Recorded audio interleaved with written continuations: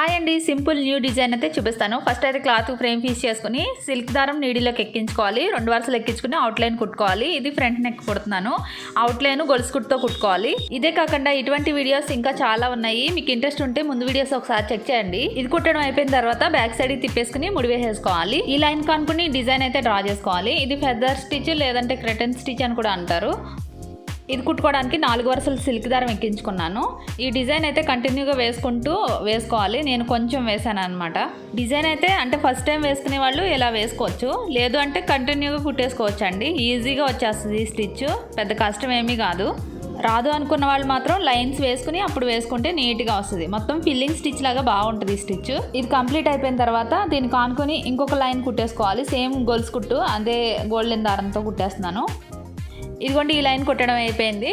ఈ ఫెదర్ స్టిచ్లో నుంచి ఒక్కొక్క బీడ్ కుట్టుకోవాలి. ఇవి హాఫ్ బీడ్స్ అండి. మామూలు పర్ల్ బీడ్స్ అయినా కుట్టుకోవచ్చు. ఇవి హాఫ్ బీడ్స్ అనమాట, సగం నొక్కినట్టుగా ఉంటాయి.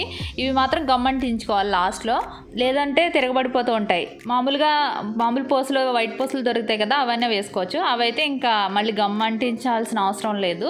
పర్ల్స్తో కుట్టిన బ్లౌజ్ దేనికైనా సెట్ అయిపోతుందండి డిజైన్. దీనికి అనుకుని గమ్ అప్లై చేసుకోవాలి. దీనిపై నుంచి స్టోన్లెస్ స్టిచ్ చేసుకోవాలి. ఇది కూడా కాటన్ దారంతో తర్వాత ఆరిపోయిన తర్వాత కుట్టుకోవాలి. అక్కడక్కడ టాకాలు వేసుకుంటే సరిపోద్ది, లేదంటే వాషింగ్లో పోద్ది అనమాట.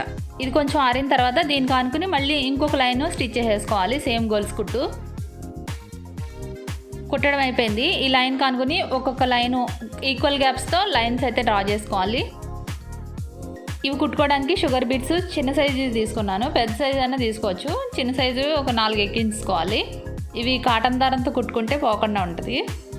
ఇవి పైకి లేకుండా ఉండడానికి మధ్యలో ఒక టాకా వేసుకున్నట్లయితే అలా ఉండిపోద్ది అనమాట.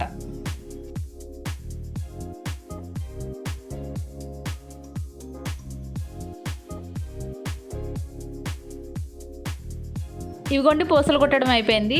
ఈ పూసలు చివరి భాగం నుంచి ఒక్కొక్క హాఫ్ బీడ్ కుట్టుకోవాలి. ఇవి మామూలు పూసలైనా కుట్టుకోవచ్చు, మీ ఇష్టం. ఇలా మొత్తం కంప్లీట్ చేసుకోవాలి. ఇలా కంప్లీట్ చేసిన తర్వాత బ్లౌజ్ డిజైన్ ఎలా ఉందో ఇప్పుడు చూడండి. ఎంత బాగుంది చూసారా? తప్పకుండా మీరు ట్రై చేయండి. వీడియో నచ్చితే లైక్ చేసి కామెంట్ చేయండి. మరిన్ని వీడియోస్ కోసం సబ్స్క్రైబ్. Thank you.